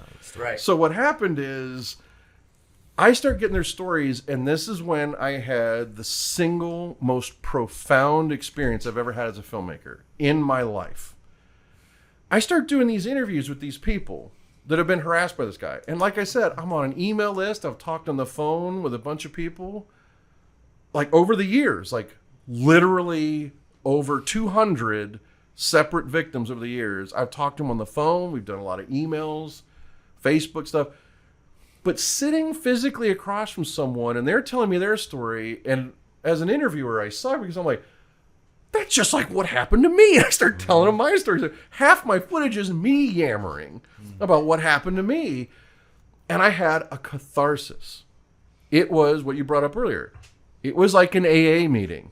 Because you're like, holy shit, I thought I was the only one that felt that way. And the whole day became this collective, like a group meeting, feeling like, hi, I'm a recovering filmmaker. It's like, just this nonstop thing of, and the whole day. And at the end of the day, the material I was getting, these people from St. Joseph were so witty, so funny, so sincere. And there was some real tragic stories there. The heart of the movie is that kid Austin. He's a former Marine who has a schizoparanoid personality disorder, and he got so abused, and he had just moved to the town, and everybody's first impression is he works with Matthew. Right. He works for this newspaper that's harassing everybody. And the poor guy, and he has actual PTSD. So everything Matt's doing, Matt going to, I mean, it's in the movie. As soon as he and Matt fell apart, he contacted every single person on his reference list from his resume, saying he's horrible and no one should hire him and you should stop being. And it's like, he just Ruined a quit life. / got fired, whichever it was. I think it was he he was got standing fired. up to Matthew. Yeah. He barely stood up. Barely stood up to him, and this guy, in he went a couple after of him. strokes, is ruining a life. And the poor guy, it's like my heart just yearns for Austin because it's like he came to the concert the night before, and I'm really busy with 2 cameras, and I'm by myself, and I'm filming the show and everything, and he really wants to talk, and he was telling me, he's like, I have PTSD from Afghanistan. Being in a crowd is really nervous for me. His hands were shaking, and he was nervous, and I was just like, I'm like, is there anything I can do? Do you need anything? And it's just like, no. He goes, I have to be here. I have to be here. And it was like, wow. And I was just so moved by that. And that's one of the things that started to occur to me that day, which is I'm working on something that's bigger than myself. Mm-hmm. And then what do I do after that weekend? I spend 11 months not working on the documentary. I just worked on the day job stuff, trying to get things caught up. And then December 2019 hits, and I'm like, I got nothing else to do. I've been blowing this off. I owe these people too much. I'm going to cut a trailer. So I cut a trailer at the end of the month and put it out the first week of January. With only a couple hundred views, a producer from the Dr. Phil show sees it, calls me on the phone going, would you like to confront this guy on the show? And I'm like, do I want millions of dollars? Do I want millions of dollars worth of free promotion from the documentary? Yes. Yeah, really. And then we spent 3 weeks back and forth. He goes, well, I'm going to approach this Matthew, see if we can get him on. He calls Matthew. He says it's really delicate when you're trying to book the guy that's going to be the bad guy of the story. It's really delicate. He goes, me back 40 minutes later. He goes, that was the easiest. I go, why? He goes, when I call it, he goes, are you responding to my request to be on the show to confront my stalker, Peter John Ross? Oh, nice. He's flipping it. Sure. He's flipping the narrative. He checked. He sent them a Facebook message in December of 2015. Oh, my God. Trying to get on the show to confront me. Yeah. So what happened was genius. I mean, I say genius loosely. I mean, it fits the pattern of this sociopathic behavior. So what happens is this was, I'll never forget, it's like I was, they said we're going to tape the episode on January 27th. So we'll fly out a few days earlier. And it's like every week it's back and forth of episodes on, no, episodes off. He threatened you. And so the lawyer said no. It's like, okay, we talked the lawyers into it. We're doing it. Okay, no, he doubled down on the threat. We have to cancel it again. Okay, it's back on. It's just this nonstop. And I was really just thinking, it's like, if it happens, it happens. If it doesn't, it doesn't, whatever. And then it got down to there was one day where he's like, it's off. They need all this. Like, the lawyers really want to see something we don't have. I go, what are you doing? What do you don't have? He goes, like, court paperwork, police reports. I'm like, I sent you a folder of that 3 weeks ago. He goes, did you? I'm like, can you resend it? I'm like, it's already sent. We're on the phone. I'm on the computer. It's already there. He goes, oh, this is excellent. Let me see if this will work. I'll call you back. Hang up. And I get a call from New York, 212 area code. It's this girl who's like, do you know this guy Matthew? I'm like, yeah. She's like, I got to tell you a story. I'm a moderator of a Facebook page called Not the Onion. Do you know what that is? It's like, I follow that on Reddit. Because everybody knows the Onion is a site that does fake news stories that are ludicrous. It's a wonderful paper. Not the Onion is real stories that sound like they were made up. So bizarre they could have been. So bizarre everybody thinks they were made up. She's one of like the 7 or 8 moderators on that page, and she had kicked Matthew out. He banned him from the group the night before. He doxed her and her business partner, gave her a 1-star review on Facebook, replied to every 5-star review saying she was anti-Semitic because she does a Jewish genealogy business, started emailing her and texting her from her website with the cell phone number and email address saying he was going to ruin her life, he's never going to leave her alone for what she did to him, blah, blah, blah. And so then she goes, we talked for a little bit, she asked a little bit about my story, I told her a little bit about it. She's like, well, I don't know, maybe it's the sound of your voice, but I trust you, and I'm going to tell you something that I don't know why I'm telling you. And she's like, I was attacked by someone I had a restraining order with 7 weeks ago, and I was raped. So I've got to ask you some questions, and I want you to be honest. I'm like, okay. She goes, are the police or FBI going to do anything about it? And I'm like, no. She's like, how long have you been dealing with this? I'm like, at the time I go, 8 years. I was telling her every single thing that was her worst fear. But I was not going to lie to her. And I'm I was livid, but imagine how bad her day was. Oh, my God, yeah. Imagine how bad her day was. I got off the phone, and I wanted to punch a hole through the drywall of my office so bad. I want to punch a hole through a drywall I was so livid. And then I get the call from the Dr. Phil producer saying, I just got off the phone with Matthew. He's saying he finally has the proof that he's never harassed anyone and that you're the aggressor. You're the guy. He's found everything he could to flip the narrative, and yet the Dr. Phil thing doesn't happen. So what happens is You go out there, though. Well, first off, I'm booked on Friday morning. It's my birthday. Flying out. I got a 7 a.m. flight. I get a call at 1:20 a.m. saying, "Don't get on the flight. It's canceled. We'll talk in the morning." I'm like, okay, this has happened so much. I get up. We talk about it. They're like, okay, we need some more stuff. I'm like, send them the stuff. They're like, okay, we'll get back to you. We have another flight booked tomorrow just in case. I'm like, okay. He's like, it's on. You're getting on the plane tomorrow. I'm like, geez. okay, I'll believe it. I get up. And I'm waiting for the call. My roommates drive me to the airport, and I get a call, but they're like, "Are you on the way to the airport?" I'm like, "Yes." Like, good. I'm like, so it's happening. Get on the flight, sleep a little bit, not much. I get off the plane. There's the guy with the limo holding up the card. That's never Nice. happened to me I love before. that guy. Yeah. I wish I could have one of love those. that man. guy. He takes me to a dentist in downtown Beverly Hills who asked me the preliminary question. He's like, "Do you have dental? Do you have insurance?" I'm like, "No, I'm an indie filmmaker from Columbus. I don't have anything like that." He's like, "I'm supposed to give you temporary veneers, but you seem really nice, so I'll give you permanents." I'm like, "How long will those?" He's like, 25 to 27 years. And I'm like, what? Huh? And in 50 minutes, this guy changed my life. I had Austin Powers teeth until that day. I cried for joy when he showed me the mirror. And then throughout the day, they take me to a quick lunch. They take me to the studio. They take me through hair and makeup, which I don't have any hair left, so that really didn't take long. And they put you in their clothes because they have deals with brands, so there's never issues with that. And I spent all day shooting B-roll, doing pre-interview stuff. I'm talking with the segment director. He showed me the trailer of his documentary. I show the whole crew the trailer to this documentary. Right. It's a great day, right? I meet one of the other victims, somebody who's only been a voice on the phone. We hug when we first meet. She's coming in as I'm leaving. There's the Hollywood sign right there. And we start laughing because it's like, I can't believe we're here. I can't believe we're meeting in person. I can't believe we're doing it for this. I get back to the hotel room. This is January 2020.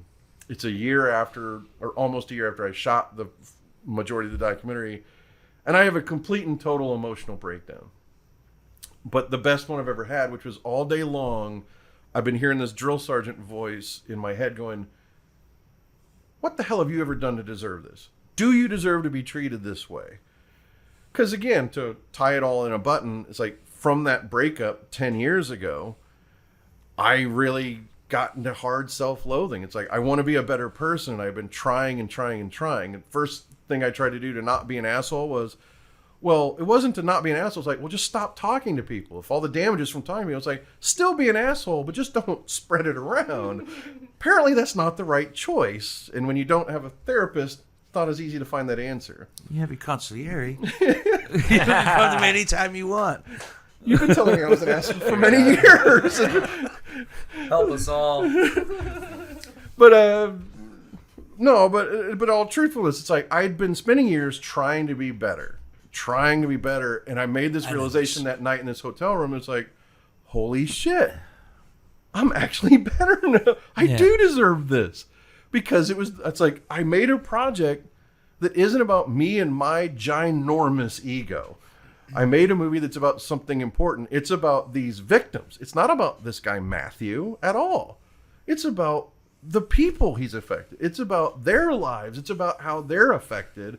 It's about this bigger issue. And I think what comes through in this documentary is that you say it's about these people. It's not about Matthew, but there are a lot of Matthews out there that are inflicting this kind of pain and this kind of damage. Yes, he is not alone. No. That's why there is a series we're doing that examines other people. Social Media Monster is becoming a series, Social Media Monsters, plural. Right. Where we're going to focus on other people. Thank God I want to stop focusing on this guy soon. I understand. But the Dr. Phil thing never really happens. So what happened was I had that catharsis. I sleep like an angel. I wake up at 7:30 with a call from the producer who's like, yeah, it's 100% off. Apparently, according to them, I didn't witness any of this. I never saw him or met him. But according to the producer, he had insulted the segment director and the hair and makeup people, refused to shoot at their studio, refused to wear any of their brand clothing. So he actually showed up in LA. He was there to do the episode. Shit, I'm surprised. But my question is, Did he consciously or subconsciously self-sabotage? He consciously self-sabotaged. I think he figured out during the shoot he was going to be the bad guy. Because he realized the vulnerability factor. At some point it And clicked. the fact that he was not going to come across, if there was this much, once again, the sliver of doubt. We'll Yep. go back to that. Yeah. There was a sliver of doubt in his mind at that particular point that, wow, this might not go the way I think it should go, and that's just enough for me to back the fuck out. That's my theory as to what happened. That's a Well, it'll that's topple all the way down if you're on that's an TV. accurate theory, and it's Dr. Phil is pretty freaking big. Right. Here's what You know. else. He also might have gotten him help, which is another reason why I think he didn't do it. He doesn't want help. All right. Yeah, Dr. Phil always He tries would to- have. He tries to- probably would have yeah, helped yeah, him. yeah. Yeah, he would have offered him some kind of a He would have probably, because of the pressure of being on national TV, probably could have pressured him into some kind of treatment, Oh, that's his MO. Well, you for can't sure. That's his pressure. MO. No, yeah, and that would have been a good thing. Yeah. He doesn't want help because I don't think he needs help. At the same time, though, he'll proclaim that he's got all these issues. Proclaiming you have issues It's and not the needing same as help two different things. are two different things. I have issues. I have back issues. I have collector's issues. Yeah. I have all kind of issues. But when it comes right down to it, and I have received help over the years for some of them. But in this particular case, So here's the thing is, so from there it became a thing to where they canceled, but after the catharsis I'd had the night before, I'm like, it's okay. I mean, I've got new teeth.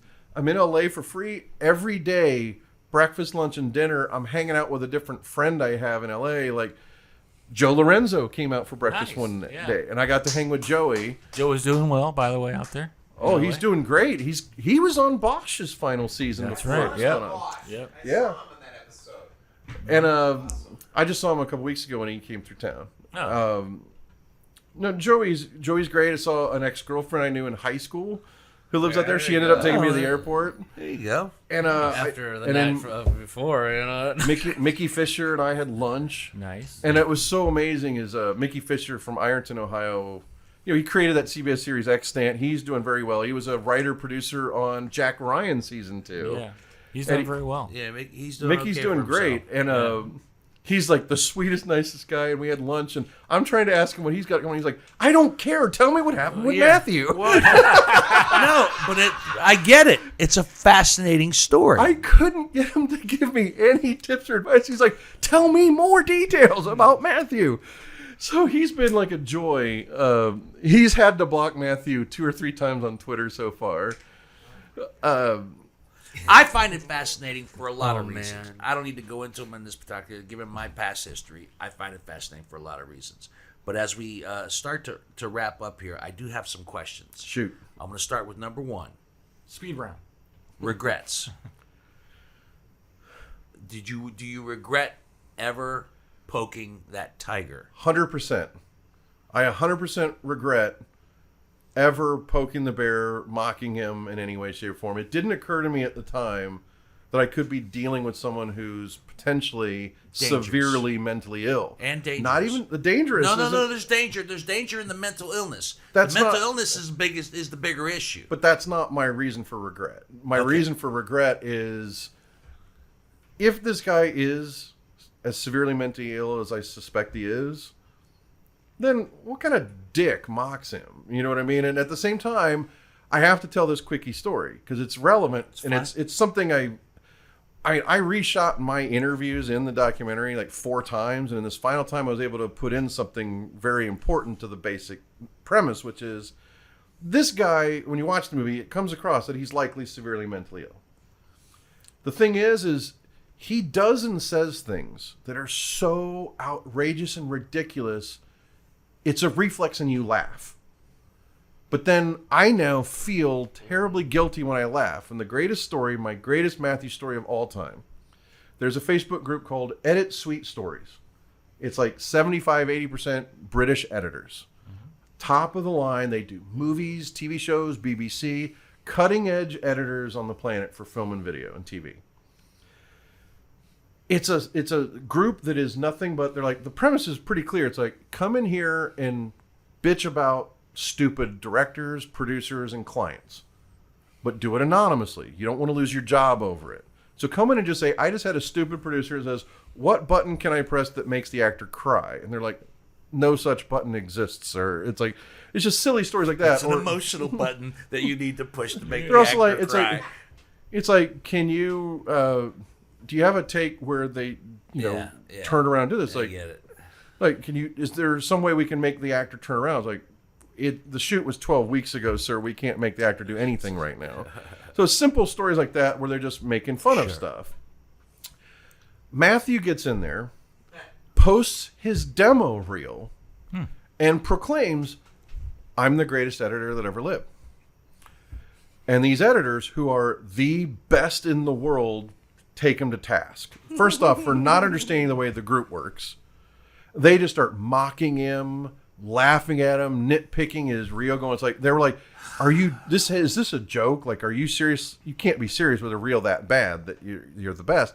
And he then goes and fights, does a reply to every single person, and goes for hours and hours and hours. And there's this one Facebook profile. The guy is a sweet-looking, gray-haired old editor who's like, hey, Matthew, these guys are just taking the piss out of you.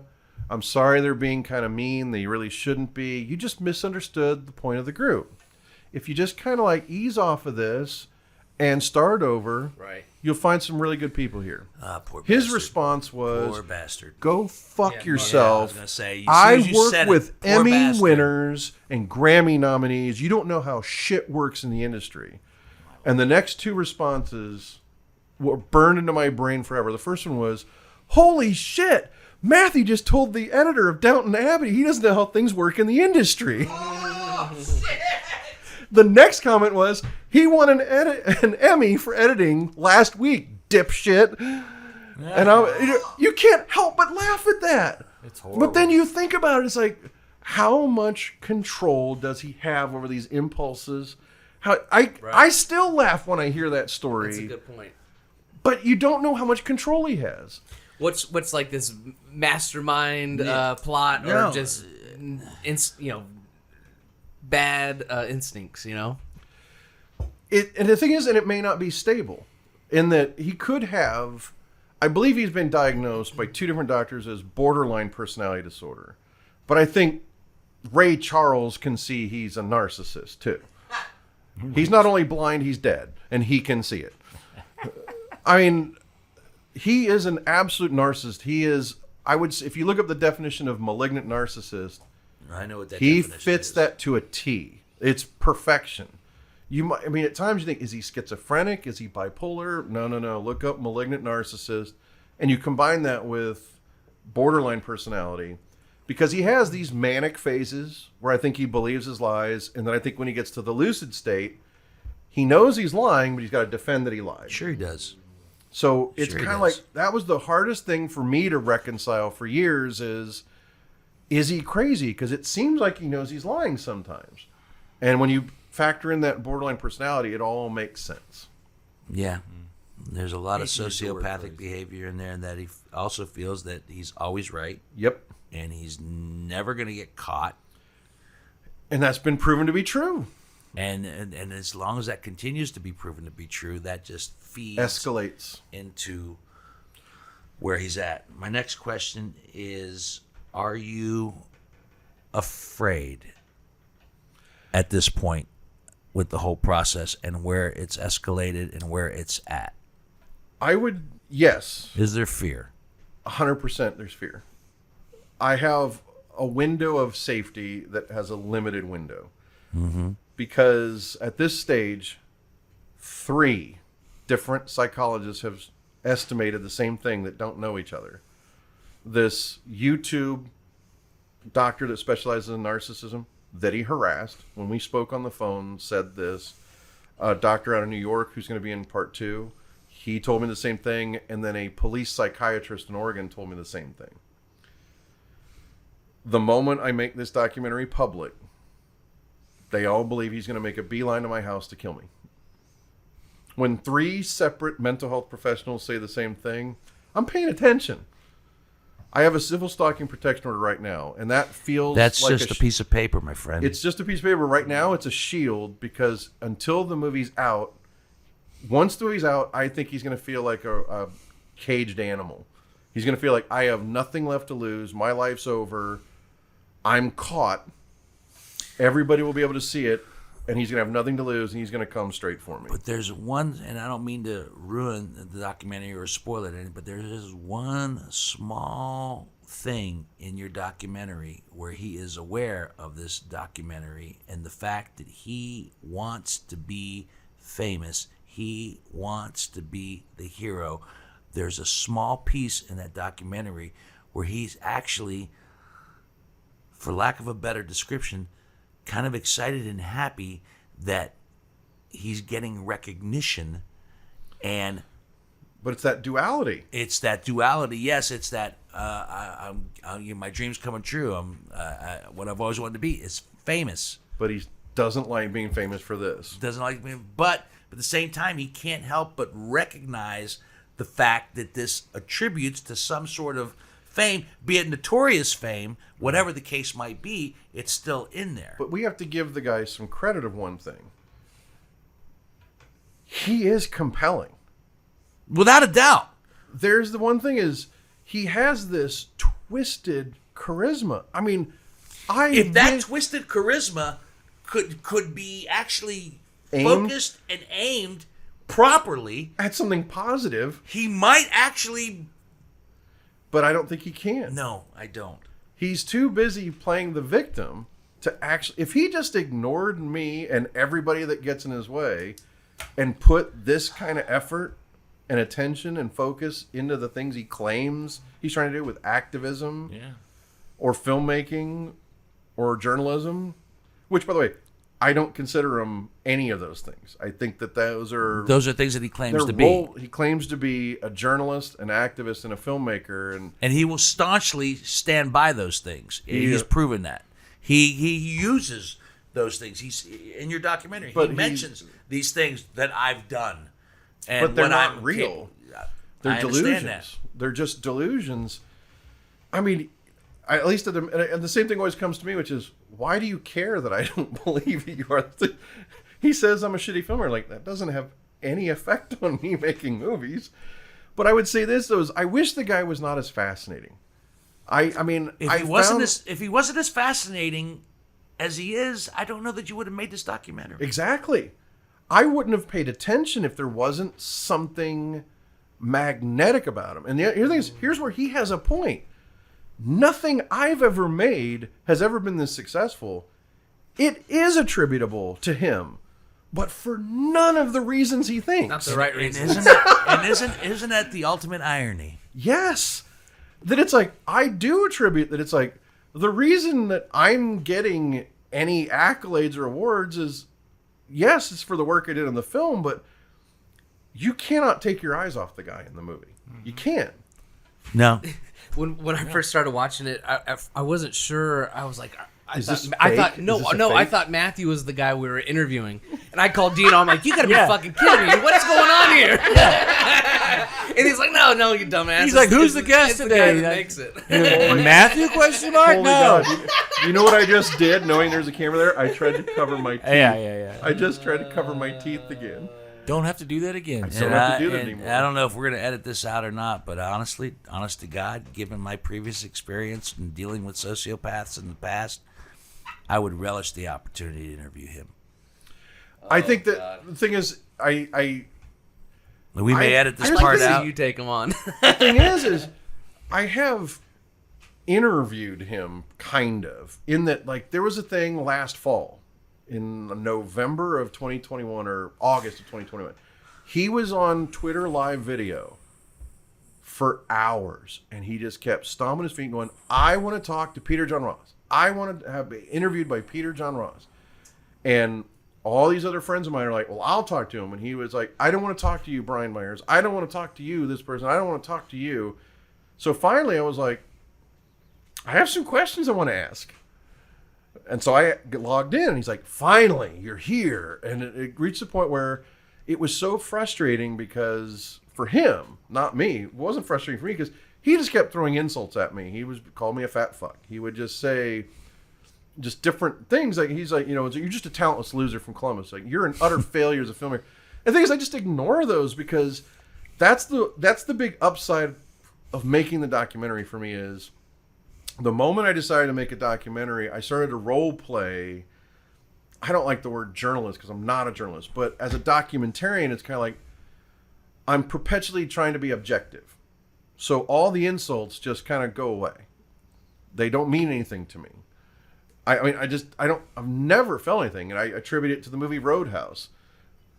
Little subtle thing in Roadhouse that I always loved was the fact that he had a degree in philosophy. He had that one moment where he goes, if somebody calls you a cocksucker, I want you to be nice. He goes, being called a cocksucker isn't, he goes, it's not personal. He goes, that's not personal. He goes, no. It's two nouns combined to elicit a prescribed response.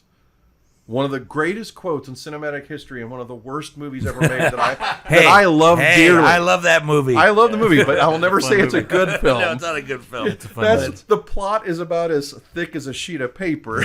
But it doesn't matter because it has that amazing line. I love the movie.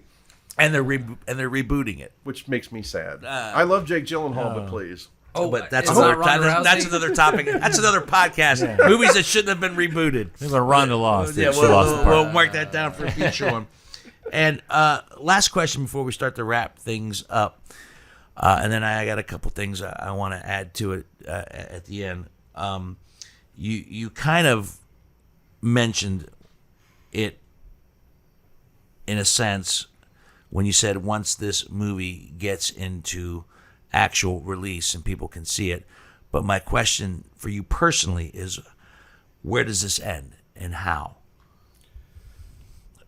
I honestly don't know what happens to him because thus far, What about you?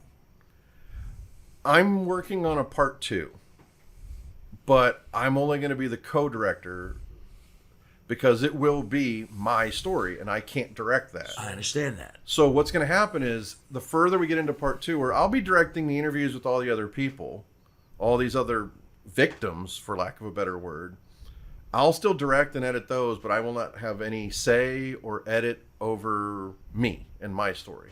It'll get kind of meta because, in theory, Yeah. it could document what happens when we release this film. Which is even more weird. Yeah. I've thought about that. I don't know how we're going to handle it. That's not I'm not handling that part. So No, it's that's not kind of up to cool. me I to- mean, that's a one-of-a-kind take. I think When- some of that's going to be the stuff about the film, the release, the film festivals. Like he's harassed every film festival we submitted to. Right. I had 8 or 9 different titles and posters made that we submitted and played at film festivals with to keep him off the trail.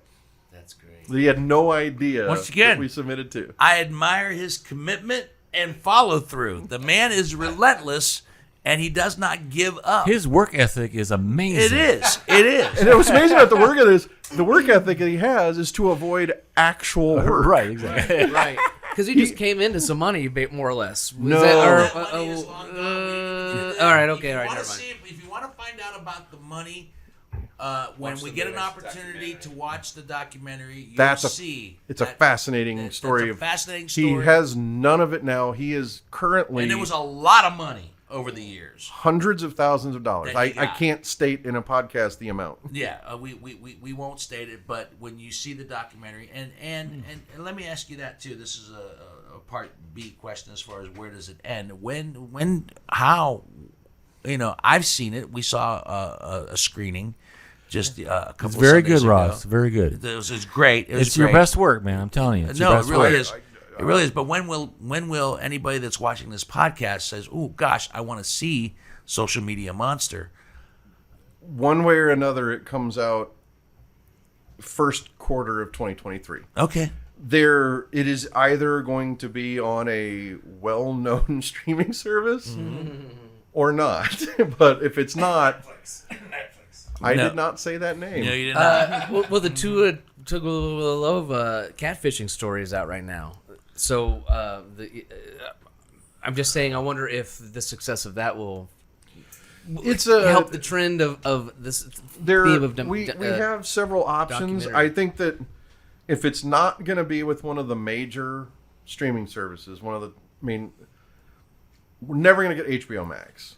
You don't know that. They produce in house. They don't buy like this. You don't know that. I do know that. I've already talked. I mean, to you them. know that, but you don't know that. You don't know that. But You know, they can We're change not their signed on minds. to 2 yet. No, Let's just leave it no, there. don't. No. No, but some of the other ones, we're going to see a few things that are.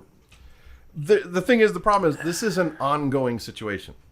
The movie is a tiny sliver. It is. Of what's going on, and I mean, keep in mind, I spent January through June in court with Matthew for a civil stalking protection order, which was just granted 2 weeks ago. Right. So there is a civil stalking protection order in effect against him right now. And if anything, I'm hoping that when this does get released and people see it, I'm hoping that it brings a shiny light to this world that is cyberbullying and cyber stalking.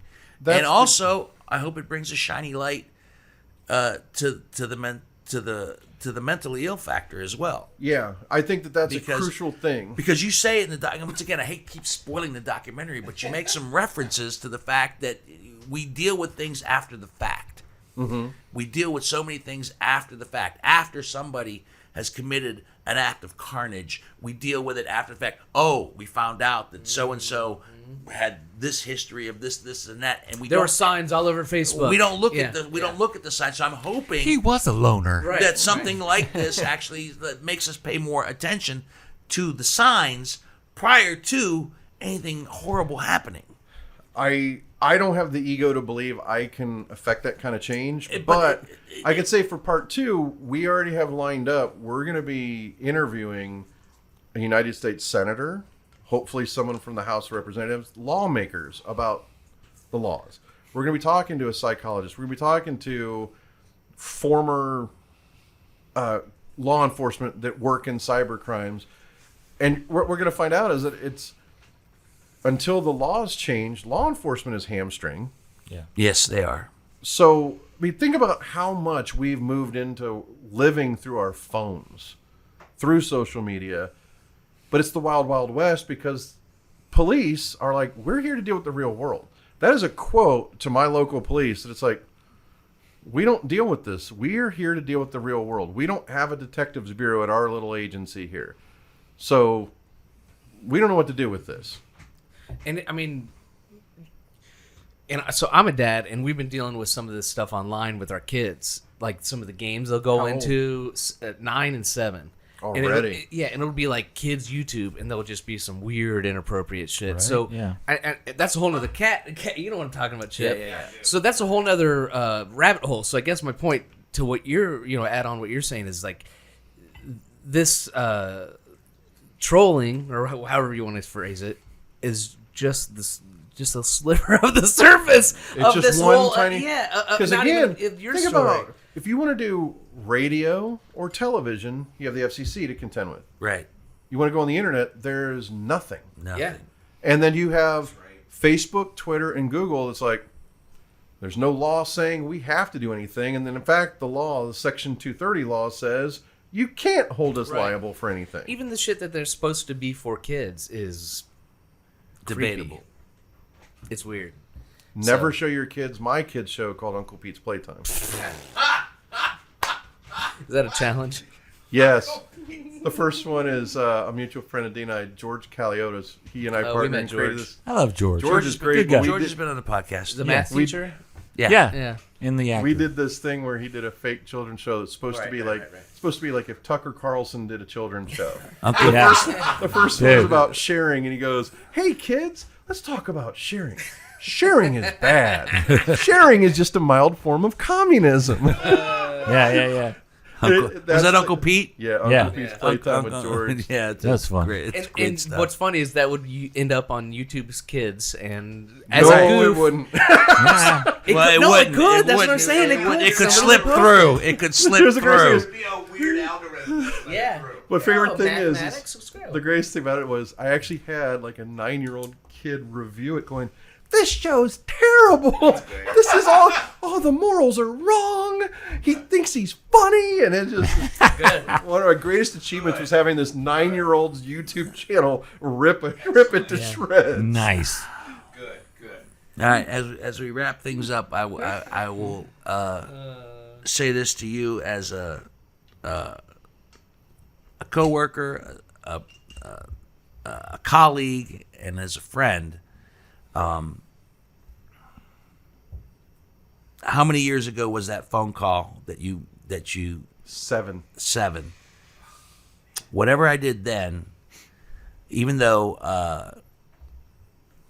I'm in a different world right now, I still have a skill set, is what I'm trying to say. And if He knows things. yeah, and I got your back. Moving forward, if this I appreciate that. I think that if this does escalate to something, and you need a friend, I'll just call myself that. I got you. like I said, just I'm not afraid of the Matthews in this world. I have never been Hide afraid. them out in your basement. Huh? You can No, hide 'em out no, in no, the no, no, basement. no, no, no, no, no, no, no. I've dealt with Matthews and other individuals of different ilks through my long life, and I'll come out of retirement to help you, buddy.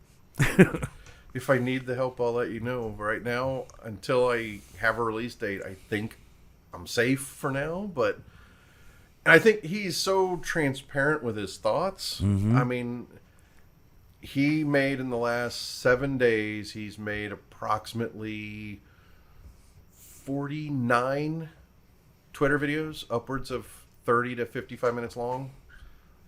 Almost every single one of them about me. Yeah. So I think if he's coming to get me, I think I'll know. The moment I don't hear his Twitter feed talking about me, that's when I'll start making phone calls saying, okay, I'm worried. Yeah, he's in the car. Yes. Right. Yeah. The car that he currently lives in. Right. No joke. Yeah. He's currently living in his Ford Explorer.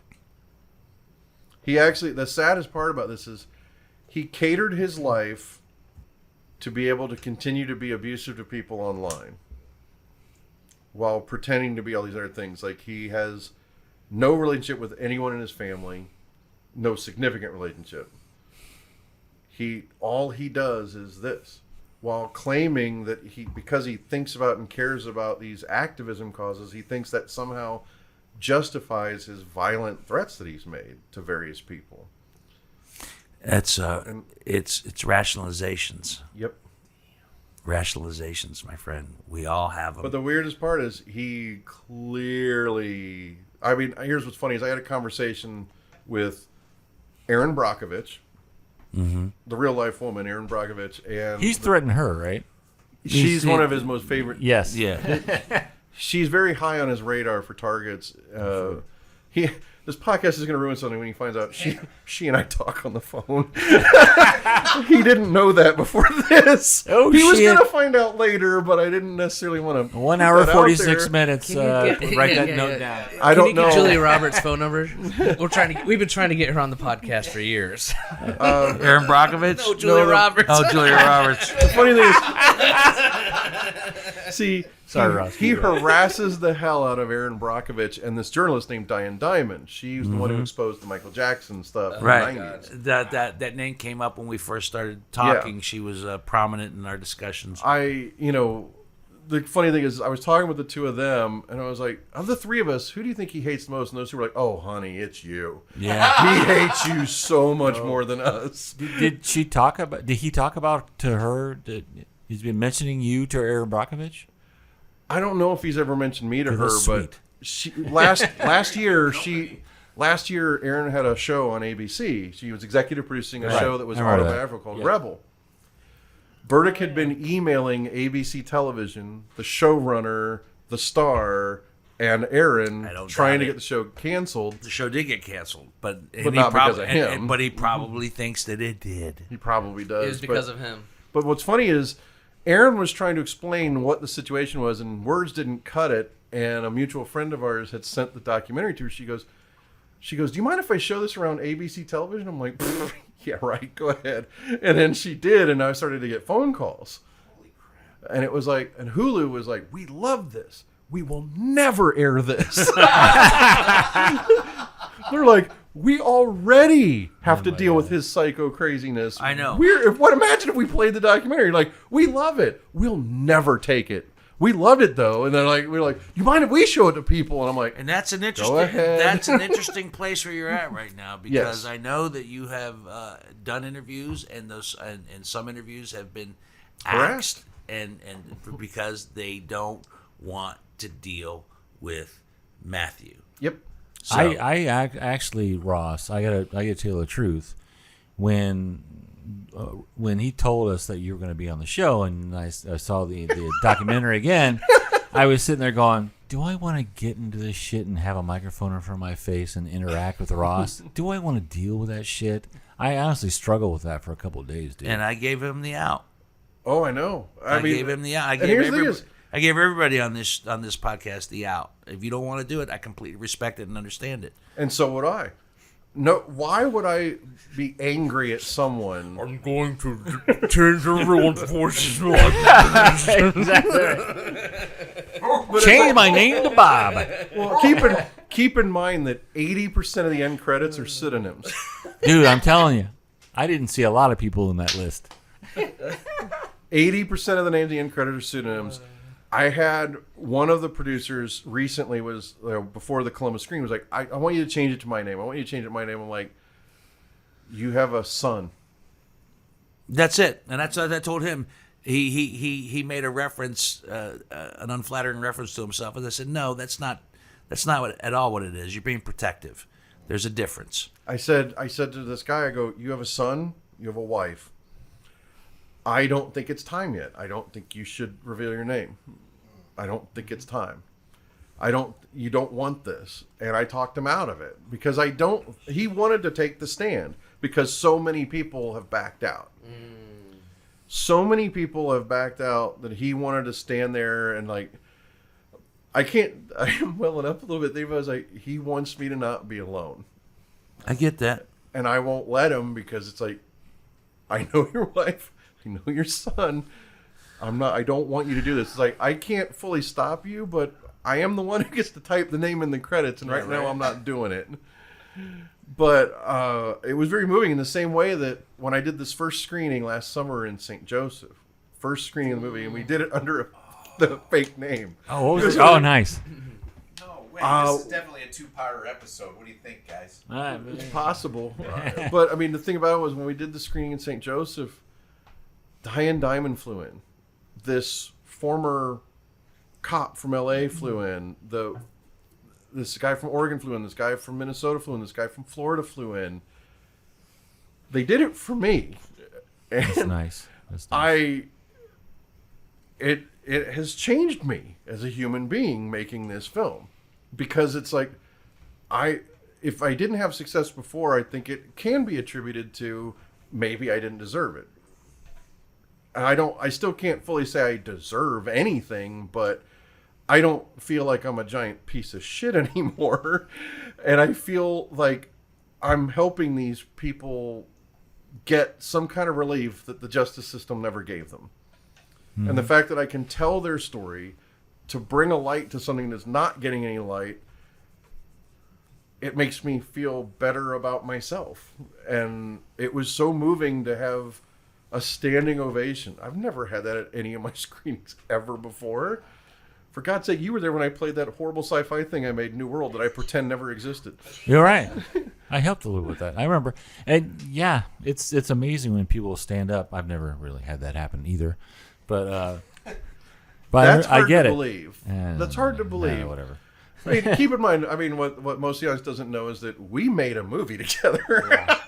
We made a feature film 17 years ago together. Yeah, you did. Was that long ago? Chip was in it. Chip was the Chip one. was in it. I have 2 copies of it down in the basement. My favorite's the Japanese copy. Well, I love watching the Japanese. And that dub. movie is, let's say, might as well. It's out there. It's available. Horrors of War. Horrors of Yeah, War. Horrors of War. Look it up. Not great reviews, but it's out there. Oh, It doesn't no. deserve the great reviews. Not great reviews. that's a movie that had to decide what it wanted to be. No, I think the biggest issue for us, I look back at it, I mean, I still can't watch it because I'm so filled with regret. I can watch it. But you know what I can watch is the documentary we made about making the movie. Yeah, that was fun. That was nice. In the Trenches of an Indie Film was really good. Yeah. Look, you're where you're at for a lot of reasons. I've known you for a lot of years. I have always liked you and have always had opinions, okay? But I like this version of you right now. If this documentary has changed you, shaped you, and affected you, it's all positive.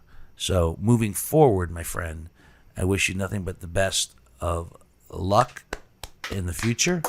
And also, I'll reiterate again, I got your back. I appreciate Okay? that. I do.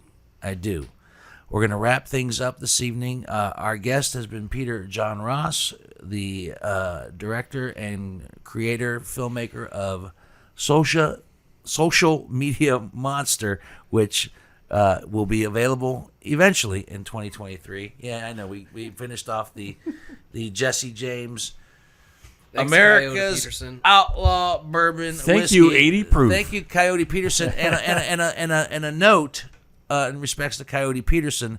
For those of you who have seen the Brave Whiskiness podcast with Coyote, He was fun. He was a good guy. I will be doing something with Coyote Peterson in the upcoming month or months to come. It's gonna be awesome. With the world's largest spider. That's awesome.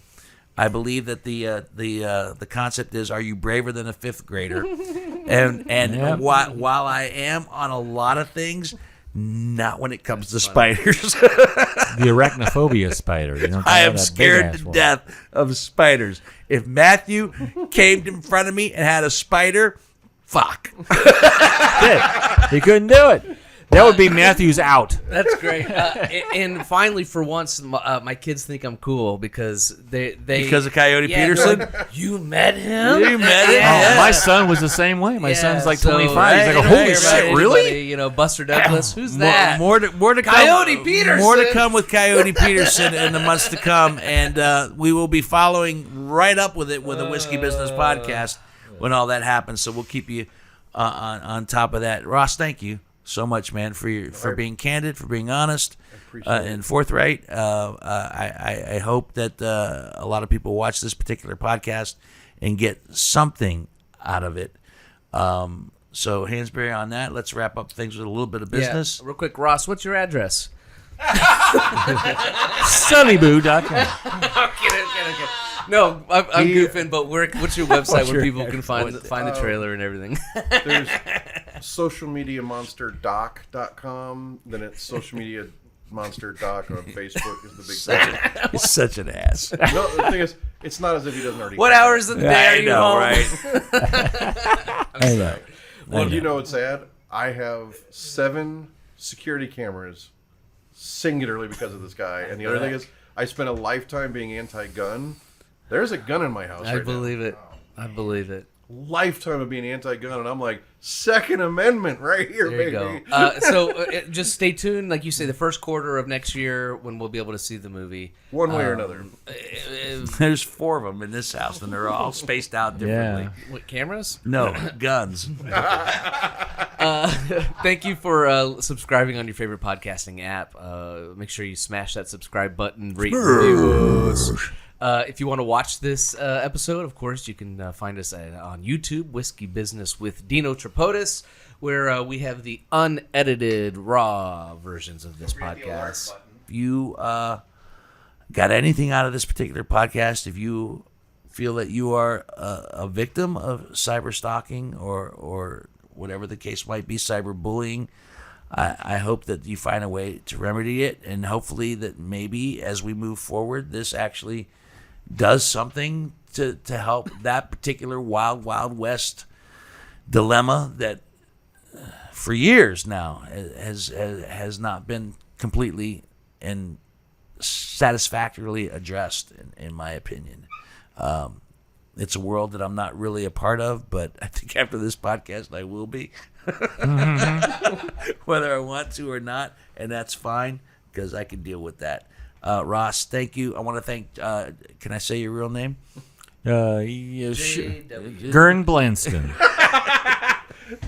Thank you, JW. And of course, you're on camera, so yeah. Thank you, GH. Yeah. Or my favorite Simpsons goof. G. Hansberry. No, that's too obvious. Greg H. My name is Dino Tripodis, and until the next bottle, see ya.